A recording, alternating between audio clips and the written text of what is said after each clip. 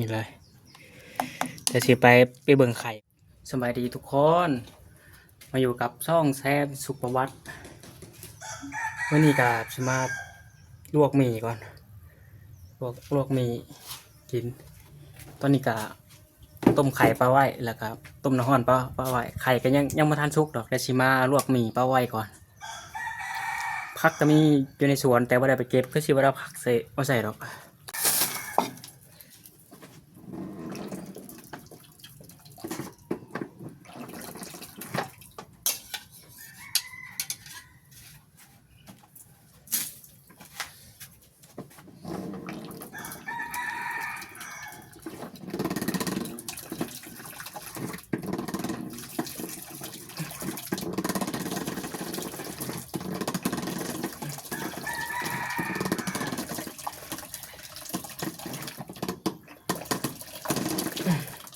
โอเค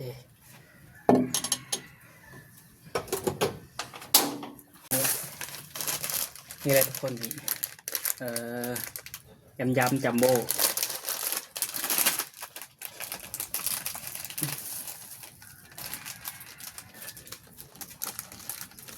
กลับมาเห็ดคลิปทุกคนเลย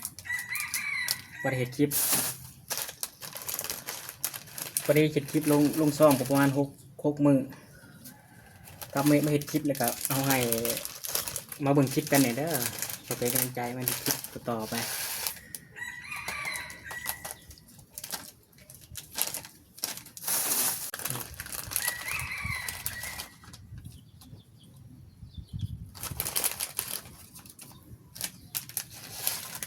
ก็ทาเอาให้มันเปื่อยจังหน่อยจังเอาเครื่องปรุงมันใส่แก้วหมี่อย่าหาน้ำกินก็รู้สึกคอแห้ง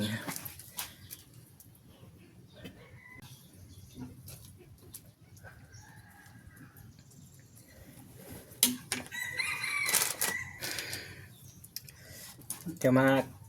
แกะเครื่องปรุงมาใส่ก่อนตอนนี้กับเวลาจักโมง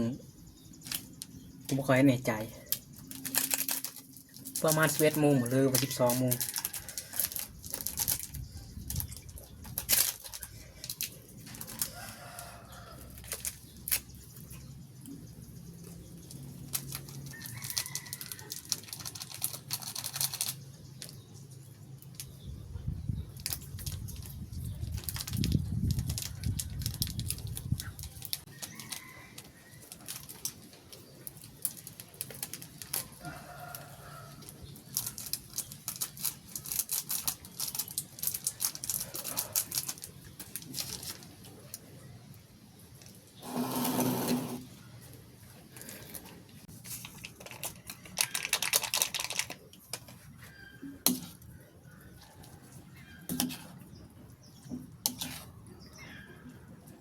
นี่เลย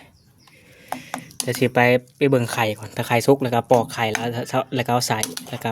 กินกันเลย เพราะว่าตอนนี้ก็รู้สึกว่าหิวแล้วหิวข้าวเลย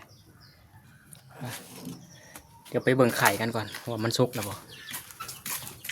ไก่ก็มาวนอยู่แต่แถวเรือนในไก่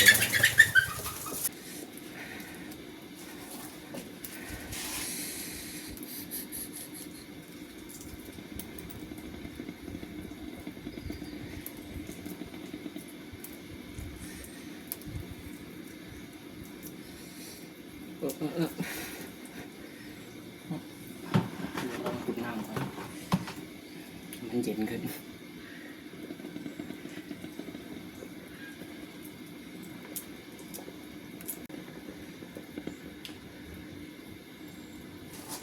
ไข่สุกแล้วเดี๋ยวมาปอกแล้วก็กินกันเลยรู้สึกขี้ยกเข่าเลยตอนนี้หน่วยนี่แตกไว้หน่วยนี้เดี๋ยวใส่น้ำมาไว้ก่อนว่าให้มันเย็นชัดแหละปอกเปลือกบ่ได้เลย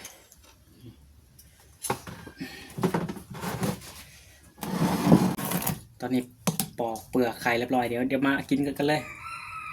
หิวแล้ว